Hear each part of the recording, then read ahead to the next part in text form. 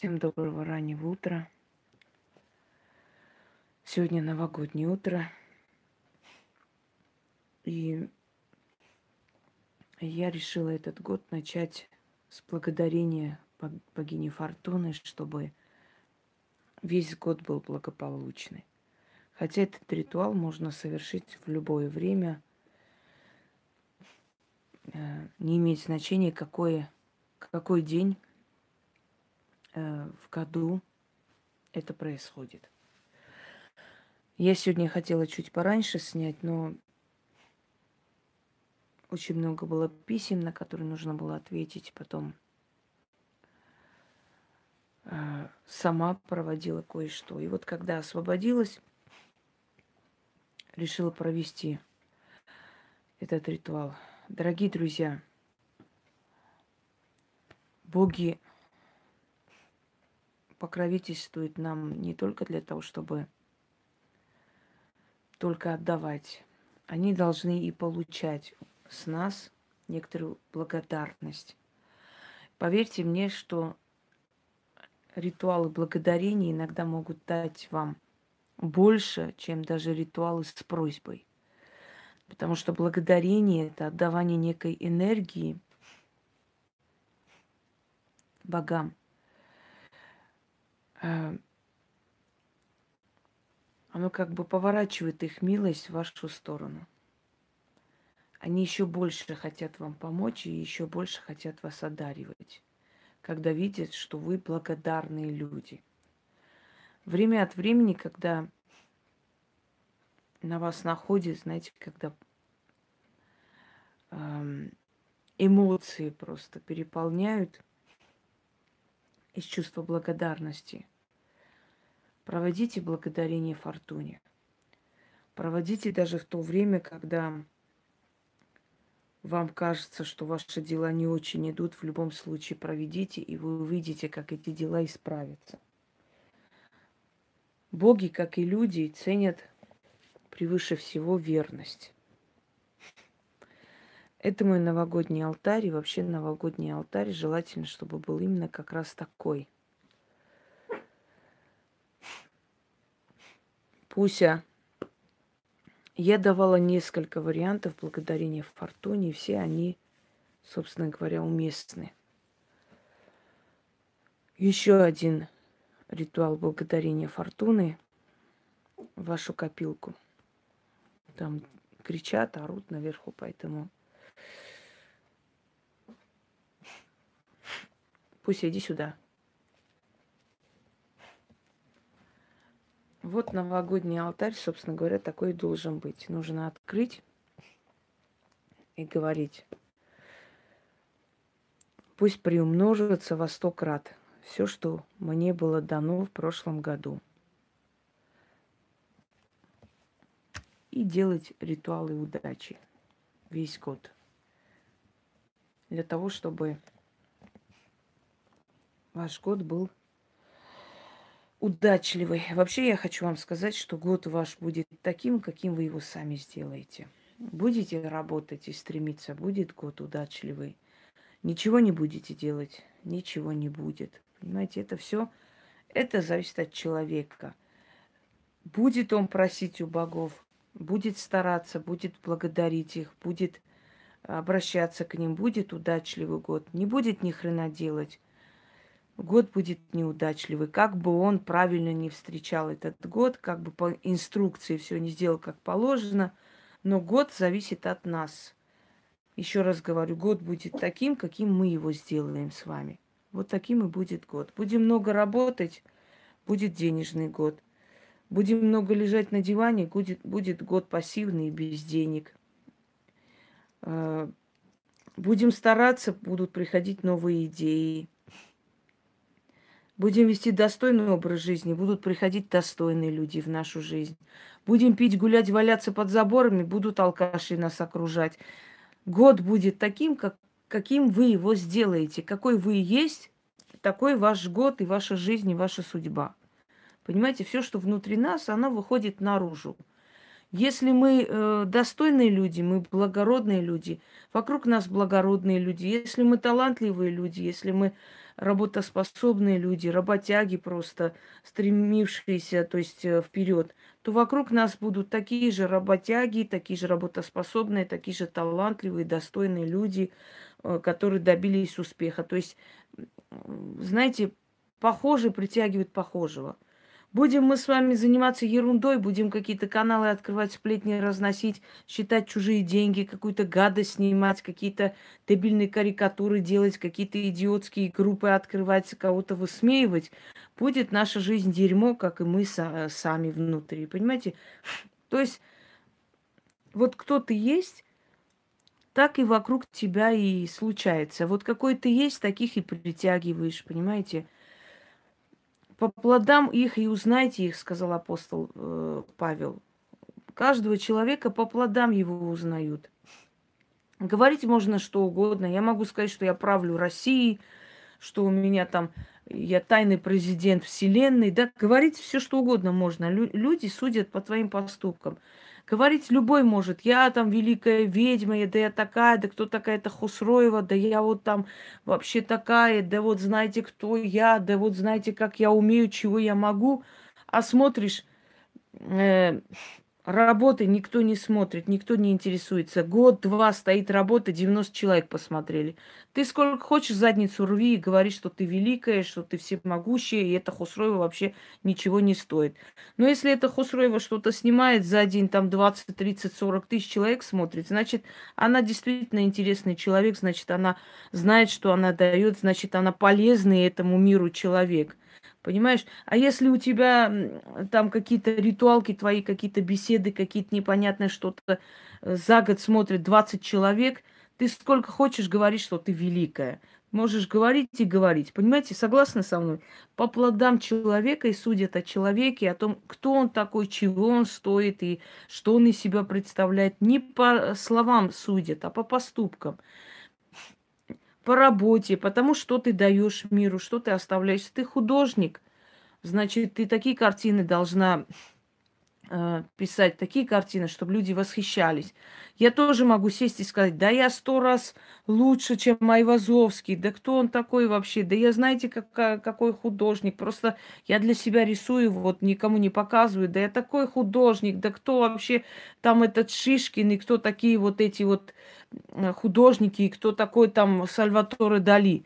Да таких, как я, вообще не бывает в мире. И все посмеются надо мной, потому что скажут, и будут крутить у виска, скажут, ну вообще не в себе. Ну и где твои картины, которые там лучше, чем у Сальватора Дали? Показывай, чтобы мы оценили и сказали, вот да, точно, ты лучше, чем он. Понимаете? Так вот, о чем я говорю, что в этом мире вот какие мы есть, по нашим поступкам будут судить о нас и сейчас, и после. По нашим соображениям, по нашим лекциям, по нашим трудам будут судить о нас. Говорить мы можем что угодно. Это как там, когда то чувство, когда ты хотел править миром, да, а тебя забрали в дурку. То есть говорить можно что угодно. Сесть и говорить. Вот, я всегда говорила, что сильного человека можно победить только будучи более сильным. Умного человека можно победить, если ты более умный. Талантливого можно победить большим талантом. Вот только таким образом можно побеждать. А словами, ерундой, вот да вы знаете, да она кто вообще такая, а я вот такая-то вся вообще известная, сильная, лучше всех, да вот я вот. Хотя я не люблю там сравнивать, да, вот эти просмотры и прочее, прочее, но в любом случае, сейчас в Ютубе очень строго, сейчас раскручивать уже не могут. Раньше раскручивали, та же самая Полечка наша раскручивала по 500, 200 тысяч за один день якобы смотрели. Раскручивали эти просмотры. Сейчас уже невозможно раскрутить. Вот сейчас посмотрите, вот сейчас увидите действительно реальные просмотры реальных людей, когда уже запрет стоит на накрутку. Вот сейчас уже реальные цифры выходят, когда ты видишь, что целый месяц что-то там она сняла. Я не именно конкретно кого-то имею в виду. Вот что-то снял, какую-то бредятину целый месяц, и вот там посмотрели 1000 людей, и все. А раньше за эту бредятину, там, за 5-6 часов уже 200, 300, 500 тысяч якобы смотрели. А на самом деле это были просто фальшивые цифры для лохов. Понимаете? А вот сейчас смотрите, и вот сейчас вы видите действительно настоящие просмотры и настоящий интерес к этим людям. Это тоже, это тоже говорит о том, что кто стоит чего. Это тоже об этом говорит. Если тебя никто не смотрит, если тебя никто не смотрит, о чем это говорит? Значит, ты неинтересна. Элементарно. Понимаете, всегда все завистливые пустышки считают, что если тебе, вот у тебя что-то получается, это тебе просто, ну, незаслуженно повезло. То есть, если тебя столько людей смотрит, значит, ты, ну, просто тебе повезло. Вот эти люди такие глупые, не понимают, что ты никто, ничего из себя не представляешь. Вот они такие дураки и смотрят тебя.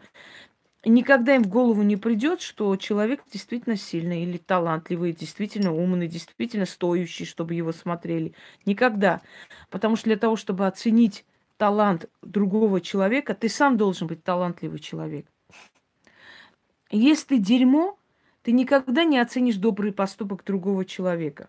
Дорогие друзья, кто-то покупает корм и кормит бездомных животных на улице, да? Есть две категории людей. Одни скажут, лишние деньги, деньги некуда девать, нефиг больше заниматься, что вам больше делать, нечего их кормить. И что, вот у вас других занятий нет? Что, у тебя много денег, что ли, покупать корм? А другой человек скажет, вот молодец, я тоже должна вот думать об этом, купить и кормить бедных животных, хороший человек. Понимаете, каждый понимает по мере своей воспитанности, своей души. Тот, кто тварь, он будет смеяться и считать это ерундой, какой-то, ну, идиотским поступком, вообще ни о чем. То есть лишние деньги есть, вот и не знает, куда девать.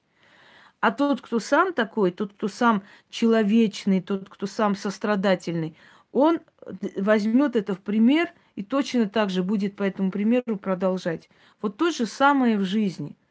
Если человек добился чего-то, если человек знает, как терниста эта дорога, понимаете, подняться к определенному уровню, если человек сам поднимался в этой жизни, если человек сам проходил эти испытания и трудности, он поймет тебя, он скажет, да, вот действительно талантливый, сильный человек пробивает себе дорогу.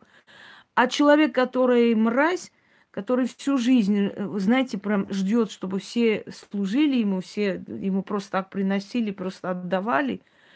Человек, который не обладает никакими душевными качествами, то есть низкого уровня его душа, понимаете, его духовный уровень очень низок, планка слишком маленькая. Такой человек будет говорить, интересно, что это Хосроева вообще смотрит, что она там говорит, что там интересно, какие-то исторические факты, кому они нужны. Я такое тоже читала со своей историей, кому она это интересно вообще, эта история. Да кому они нужны, эти сведения вообще о богах, о силах? Кому это интересно?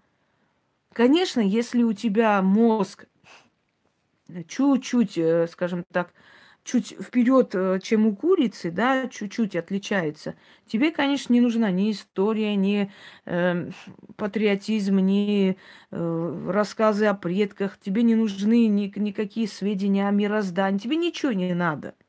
Потому что ты от курицы практически ничем не отличаешься, поэтому тебе ничего не надо. Тебе знаешь, что надо? Чтобы тебе просто доллары раздавали, деньги отдавали, и вот просто так помогали. Потому что ты бедная, несчастная, и тебе надо помогать. Вот.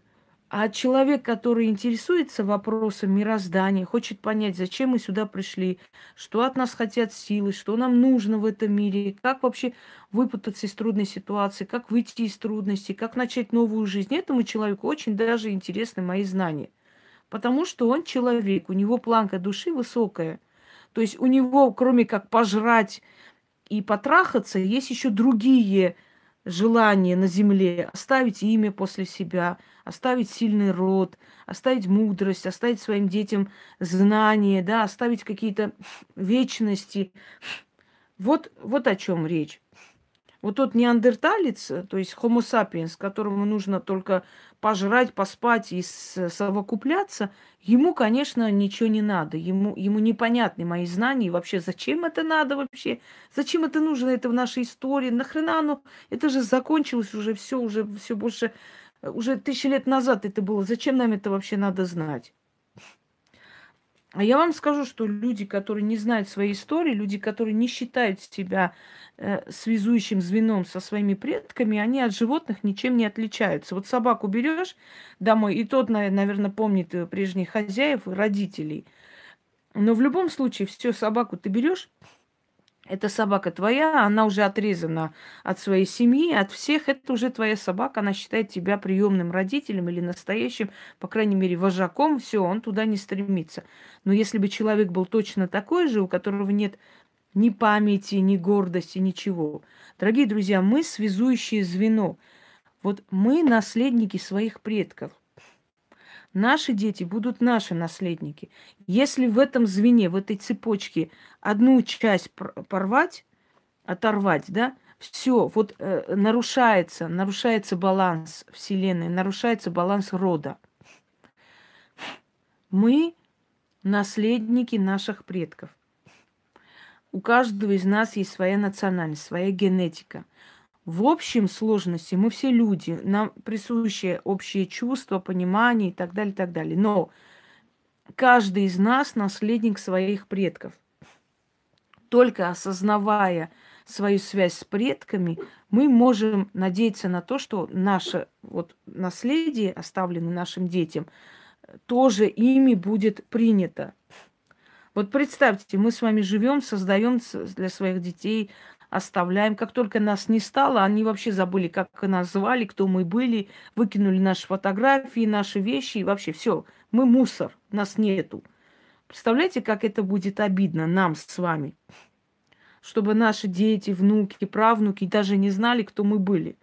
Нам будет обидно, правда? Так вот, нашим предкам тоже обидно, если мы о них не помним, если мы даже не знаем, кто они были, не интересуемся вообще ничем.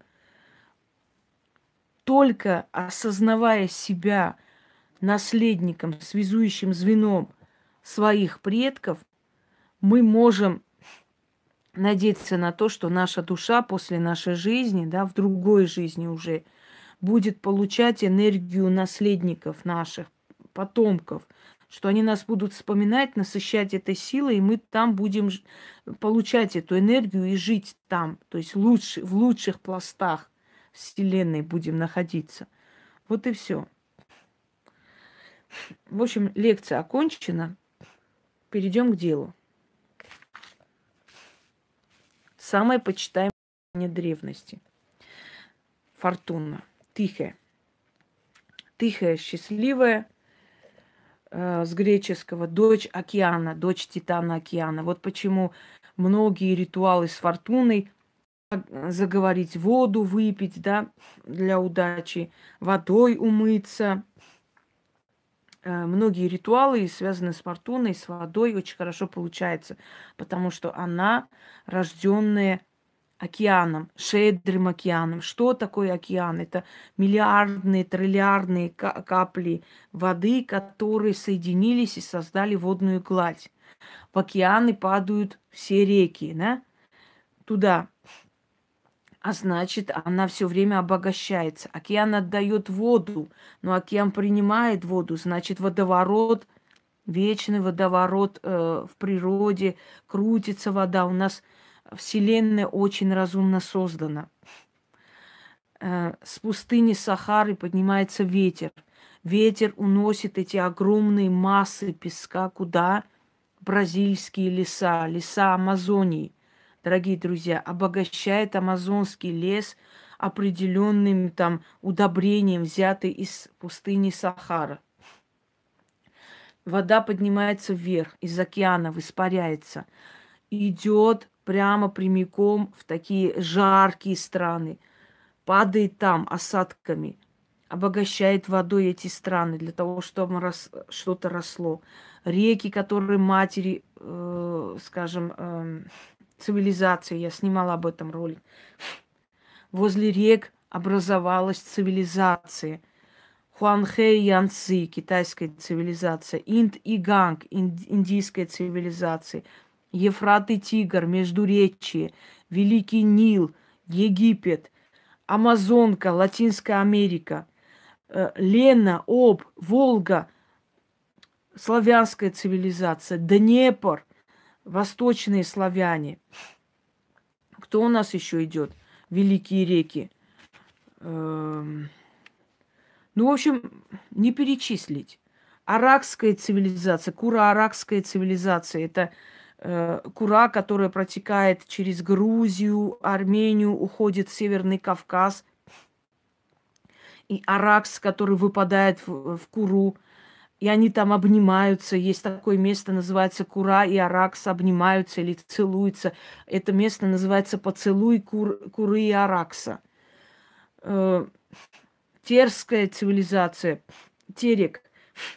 Терек, северокавказский Терек, который, хоть и не огромная река, это горная река, все-таки горные реки очень стремительные, очень опасные, очень каменистые, но в любом случае Терек, который образовал Амударья, да, Сырдарья и так далее. Смотрите, все эти реки соединяются, создают цивилизацию, реки падают в океан.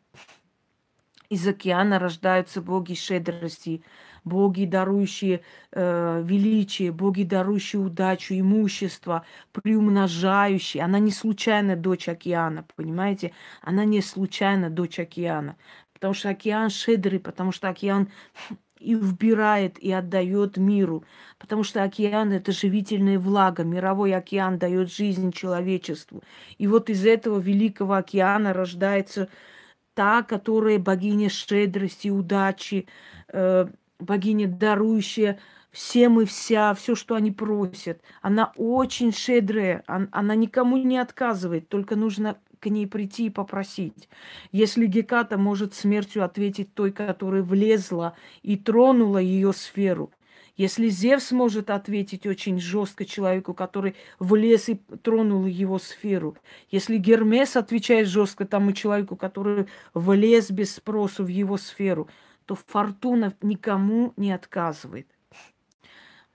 Потому что океан не отказывает никому, потому что вода положена каждому, потому что влага дает миру что? Всему живому дает жизнь. И вот рожденный из влага, живительного влага, дающая жизнь всему живому, богиня, дочь океана Тихая, счастливая. Происхождение ее восточное, междуреченское. Греки привели еще 5000 лет назад ее культ в Грецию. Она, по сути, богиня была чужеродная. Но когда она пришла в пантеон греческих богов, Юпитер, то есть Зевс, ее полюбил. И за ее щедрость, за ее великодушие одарил ей вот это вот рог козы Алкмены. Той козы, которая выкормила, значит, Зевса маленького, когда мать спрятала от отца, чтобы тот его не убил. И вот из рога этой козы, Козерог-то не просто так, вот это созвездие Козерога. Вот Козерог, козы, рог. Это еще говорит, что она дает тем, кто упорный. Козероги очень упорные, понимаете? Не козерогам именно дают, а упорным людям, упорным, те, которые идут к своей цели. Вот он дает ей рог козы Алкмены и говорит: из этого рога теперь будет литься изобилие всем, кому ты захочешь помочь. И вот льется, вот смотрите, я хочу вам показать. Заставкой не хочу это ставить, потому что дети смотрят. То есть тут нет ничего запретного. Это, по сути, древняя, то есть старинная картина. Но в любом случае, смотрите, вот философия этой картины. Нищий просит денег, и фортуна дает столько, что у него рвется вот это вот, ну, что там, вот эта тряпка или шапочка, в котором он просит эти деньги. То есть она не просто дает там пару копеек, она дает человеку столько, что ему более чем достаточно. Смотрите, рвется. Это философская картина, и эта картина говорит о чем-то, понимаете? Эта картина о чем-то повествует, что она дает больше, чем даже ты просишь, только попроси. Люди, которые эти годы начали обращаться к ней, они получали больше, чем просили. К концу года они поняли, что они весь год жили хорошо, у них были обновы, у них была человеческая жизнь, даже если они там не особо разбогатели, но у них всегда все было. Весь год хватало. Потому что вода неиссякаемая, понимаете, источник неиссякаемый. Река течет вечно. Протекает снова из внешних вод, из верхних вод, из подземных вод. Река питается своими вот этими всеми маленькими речушками, маленькими источниками, истоками. Снова река начинает полноводная протекать, то есть она вечна. И та, которая рожденная от водной стихии, тоже вечная щедрость. У нее не заканчивается запас добра для того человека, который просит. Она не любит людей неблагодарных. Я читала людей, которые год-два делали ее ритуалы, просили у нее. И потом мужик какой-то не пришел к ним, они сказали, да это все ерунда, ну да, Фортуна там что-то давала, но я же не для этого пришла, там ни хрена не работает, потому что вот я попросила, а он не пришел. Все, считайте, что закончено, она вам помогать не будет больше, потому что вы неблагодарны. Потому что вы столько получая, сказали, да ну и что, вот это давала, а вот это не дала. Все, и она больше мне не интересна. И ты для нее не интересен. Все, до свидания. Те, которые приходят и говорят, скажите, а вот Фортуну можно купить, она будет помогать? Вот я вот это самое хочу сделать, но не знаю, стоит ли покупать, стоит ли там потратить, а стоит ли там вино купить или благовоние. Не обращайтесь к ней больше, никогда. Она вам не поможет, потому что у вас гнилая, черная, грязная душа. Она вам не поможет. Вы думаете, достойна ли богиня того, чтобы я хоть одно вино купила ей? Будет ли она работать взамен? Если даст мне больше, то стоит потратиться. Нет. И начинает писать. У кого-то сработало там. Стоит начинать, стоит вино там купить. Благовоние стоит потратиться, она работает или нет. Идите мимо. Мимо. Когда вы идете к своей матери, приносите ей гостинцы, приносите ей подарки, вы не думаете, не ж говорите же для себя, да? А достойна ли моя мать вот этих подарков? Мне интересно, она меня как встретит, улыбнется или нет? Стоит ли потратиться на нее? Нет, вы так не думаете. Это ваша мама, и вы приносите, и неважно, у нее хорошее настроение, плохое, вы считаете своим долгом сделать ей приятное. То же самое и боги. Вы не должны думать, стоит ли потратиться, а поможет или не стоит. Вы должны делать с уважением, и потом вы заметите, что все это того стоит. Смотрите, что я хочу вам сказать. Во-первых, привезенный из Востока культ Фортуны. Богиня, которую не знали, как назвать, назвали Тихе, что значит счастливая. Второе.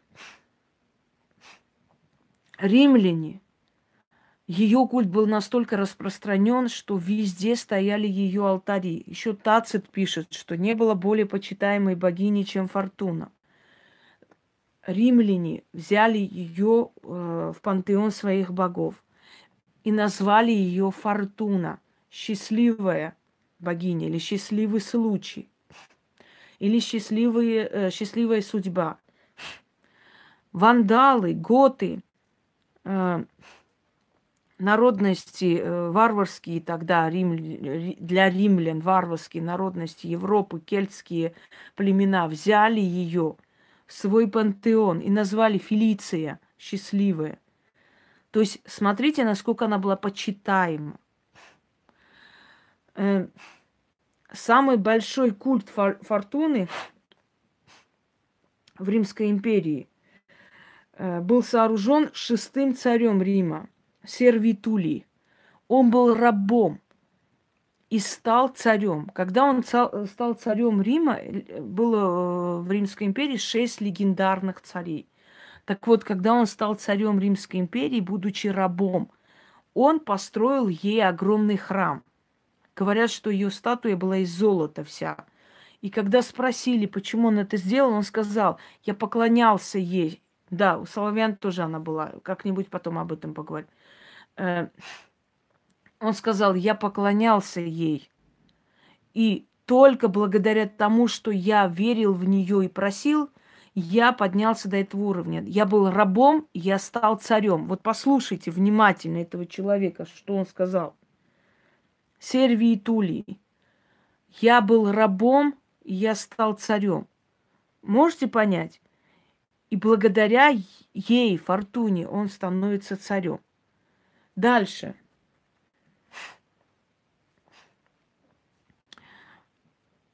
Ее называли несколькими именами. Считалось, что это единственная богиня, которая покровительствует всем слоям населения.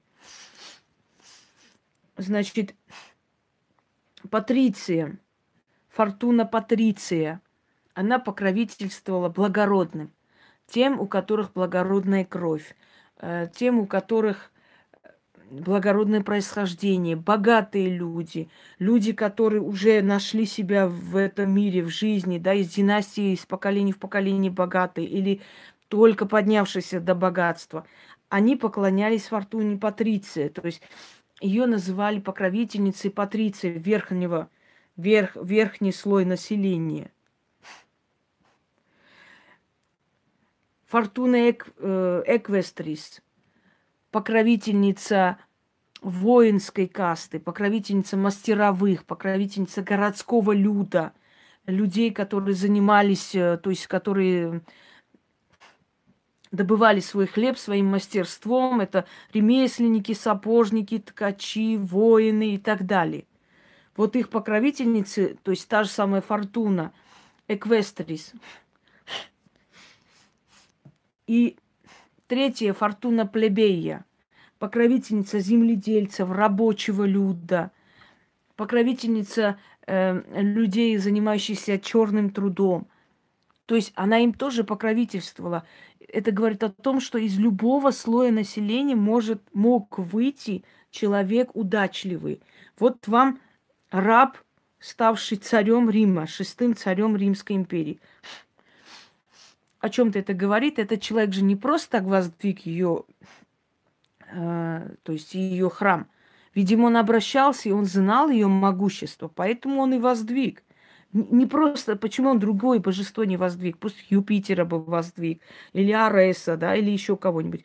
Нет, он воздвиг Фортуну. И он сказал, что только благодаря ей он стал тем, кем он стал. Так вот, многие люди, которые были никем, и пришли и начали делать ритуал, никем, имею в виду не как личности, а вот просто никем в жизни, еще ничего не добившиеся. Через некоторое время стали директорами ювелирных салонов, стали работать, открыли свои магазины и так далее. Много, дорогие друзья, очень много. За эти 3-4 года огромное количество людей, которые, вы думаете, просто так это бывает? Нет, конечно. Люди развивали творчество, кто-то чем-то занимался. Доброе утро. Они все, у них наработалась клиентская база и прочее, прочее. Я к тому это все рассказываю, чтобы вы понимали, что я даю вам хоть много ритуалов и так далее, но основной источник вашей удачи – это фортуна.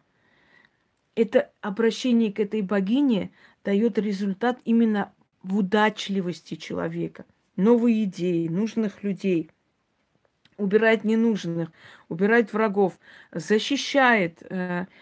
Удачливость – это значит защищенность и от властей, и от преступных элементов, и от ненужных людей, и прочее, прочее.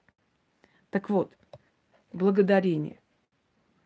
Желательно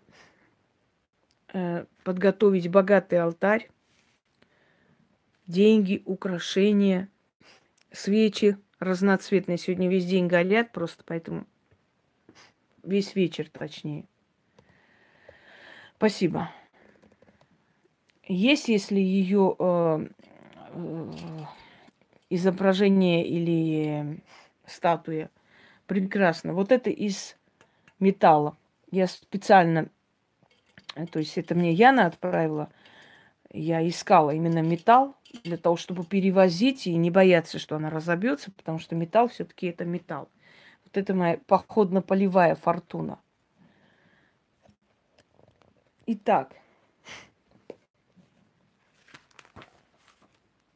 читать желательно 3 раза. Но если у вас есть желание, можете больше читать. Но 3 раза желательно прочитать. Это ее любимая цифра. 3, 6, 7 и так далее. Бронза нет. Если это настоящая бронза, она не бьется. Если просто сверху бронзой покрыта, или цвет бронзы, или под бронзу, и там искусственный камень, конечно, бьется. Но бронза это тот же металл, но настоящая бронза, если это настоящая. Ну вот она, бронза. Просто бронза там металл, вот и говорю. Начнем.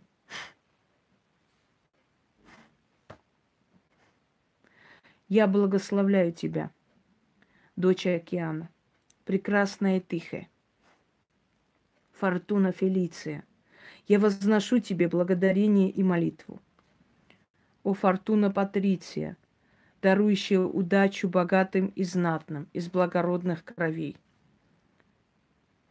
О Фортуна Эквестрис, дарующий удачу воинам и мастерам. О Фортуна Плебея, дарующий удачу рабочему люду и земледельцам. О Фортуна покровительница всех сословий, мужчин, женщин и детей.